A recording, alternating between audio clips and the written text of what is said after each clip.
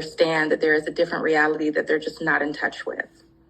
And I think that we've discovered that in the skits with many of the characters. So what do you do to maintain your own mental health? I read your mind. There's a little bit of a lag, so I missed the question. What do I do? Say it one more time. What do you do to maintain your own absolutely mental health and your sanity? Let's start with, I'm already under a lot of stress because I have 3 children, different than mine. So I do a lot of things as relates to just natural remedies. So I am a runner. I challenge myself just to keep my mind on a goal so that I'm not inundated with thoughts and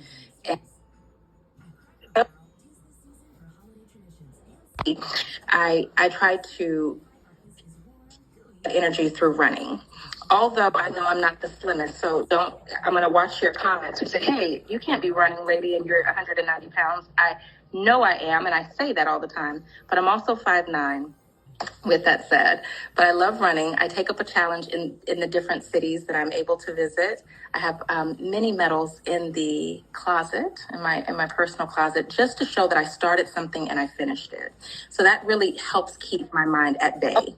When I see those medals, you cannot get that unless you get to the end of the race. So I do encourage people to try that.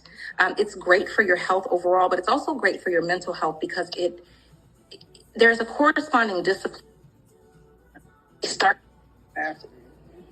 So for me, natural remedies like taking hikes and trailing, connecting with God, reading, educating myself, those are the things that I do personally to just help keep my thoughts at bay.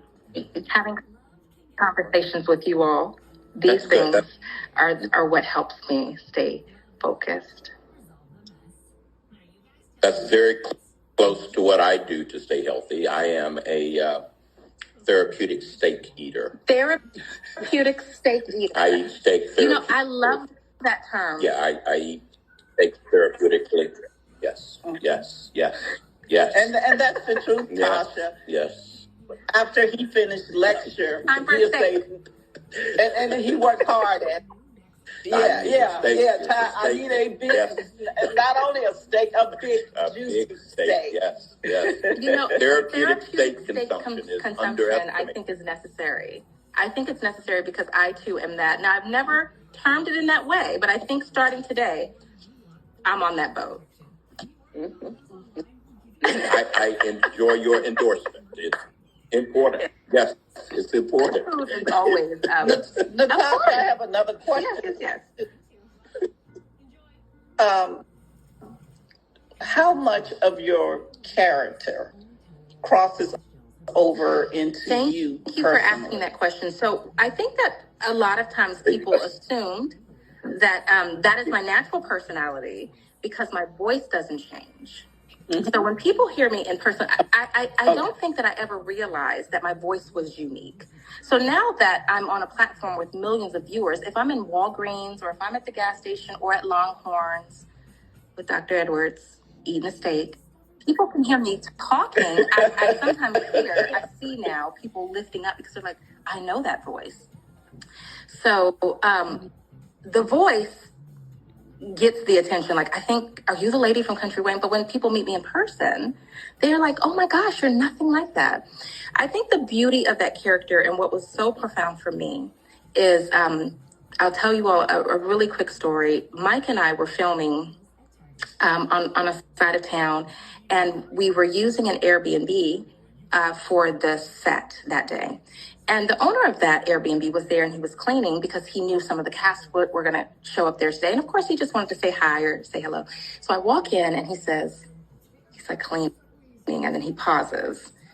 And I say, hi, good evening. Well, thanks so much for allowing us to film here today. And he's like, are you like that in real life? Mike says, excuse me, hell no. She's soft like cotton. She's not like that at all. I cried.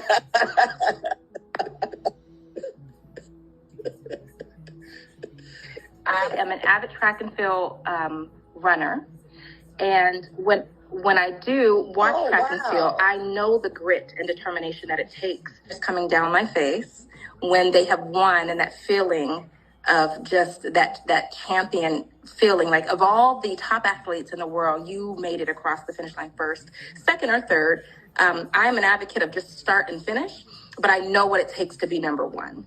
I know the determination and the mental capability that you have to go through to win. So that brings me to tears. I have 3 children myself, and they could literally make their bed right. And I'm like, oh, good job. So the character that you all see is not at all who I am as a person now. I will say that I am quite authoritative, and I do think that that is where you can see a component of both the character Natasha and who I am. I work in optics when I am not filming.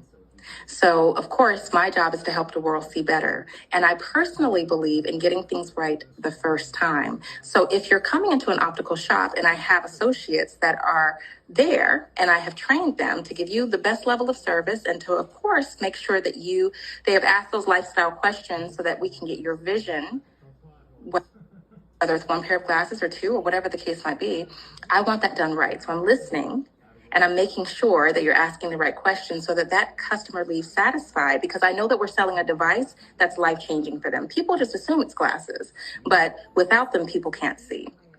So the assertiveness that you see the attorney Natasha have is really there. It's embedded in me. My mentors have taught me how to be that way and to have a listening ear as it relates to sales, to make sure that we're capturing all of them as it relates to like a conversion. Now that's business. We don't want anyone to come in and not leave with what they need. So that part of me is true.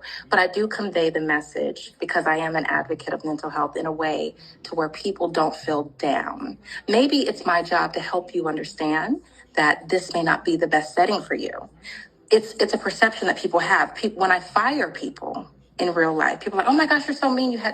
But I could have been a lifesaver, because this job could be so stressful for them, or they just can't correspond the needs that are necessary here. And they're so stressed out where they would actually be a better human, a better person, and have less stress if they just went to Hobby Lobby to shop, to stack the shelves. We have to stop putting titles on things and making people feel less than because they're not capable of doing something in that moment. So my job is to help people understand what they're capable of.